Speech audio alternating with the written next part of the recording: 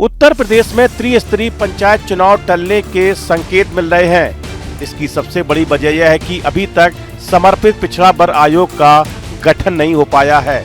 जब तक यह आयोग नहीं बनेगा तब तक पंचायतों में आरक्षण की प्रक्रिया तय करना भी संभव नहीं है। हालांकि इन अटकलों के बीच पंचायती राज मंत्री ओम प्रकाश राजभर ने एक बार फिर कहा है कि प्रदेश में पंचायत चुनाव अपने तय समय यानी अप्रैल मई में ही कराए जाएंगे। सीधे शब्दों में कहे तो चुनाव को लेकर असमंजस की स्थिति बनी हुई है। एक तरफ आयोग न बनने से देरी के संकेत है, वहीं दूसरी तरफ सरकार चुनाव समय पर कराने का दावा कर रही है।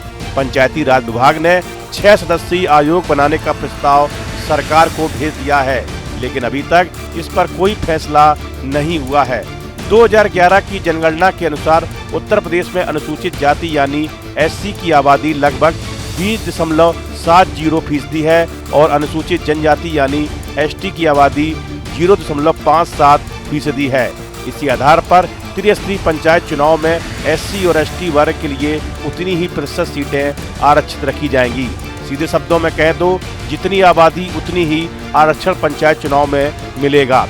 जनगणना में ओबीसी जातियों का अलग से प्रतिशत शामिल नहीं किया गया था, इसलिए 2015 में कराए गए एक रैपिड सर्वे के आधार पर ओबीसी की आबादी का अनुमान लगाया गया। इस सर्वे के मुताबिक उत्तर प्रदेश की ग्रामीण आबादी में ओबीसी की हिस्सेदारी 53.33% थी। इसी आधार पर 2021 के पंचायत चुनाव में ओबीसी के लिए आरक्षण तय किया गया था। हालांकि नियम साफ है, किसी भी ब्लॉक में चाहे ओबीसी की आबादी 27% से ज्यादा क्यों न हो, ग्राम प्रधान के पद 27% से अधिक ओबीसी के लिए आरक्षित नहीं किए जा सकते।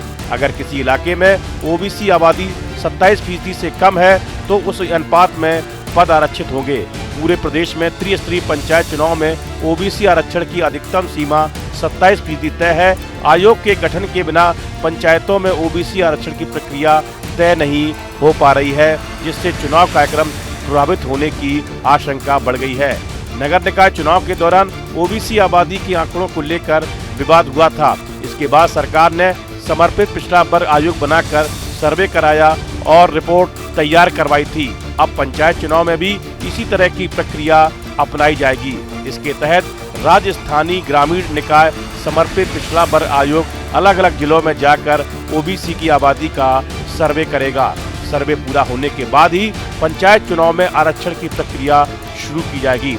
पंचायती राज मंत्री ओम प्रकाश राजभर ने कहा है कि प्रदेश में पंचायत चुनाव समय पर ही होंगे।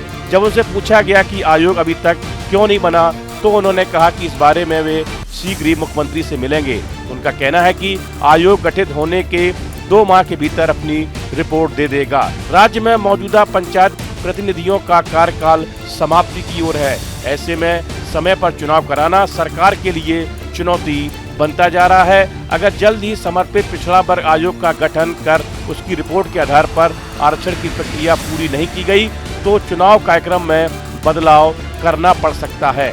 पूरी प्रक्रिया को लेकर अटकलबाजियों का दौर चरम पर है। इस वीडियो में फिलहाल इतना ही। आप बने रहिए न्यूज नेशन के डिजिटल प्लेटफॉर्म के साथ। आपके मोबाइल पर तुरंत आएगी ब्रेकिंग न्यूज। स्क्रीन पर सबसे पहले दिखेगी बड़ी खबर। देश दुनिया की हर खबर एक जगह। अब आपके मोबाइल पर तुरंत फटाफट इंस्टॉल कीजिए न्यूज नेशन ऐप और रखिए खुद को अपडेट।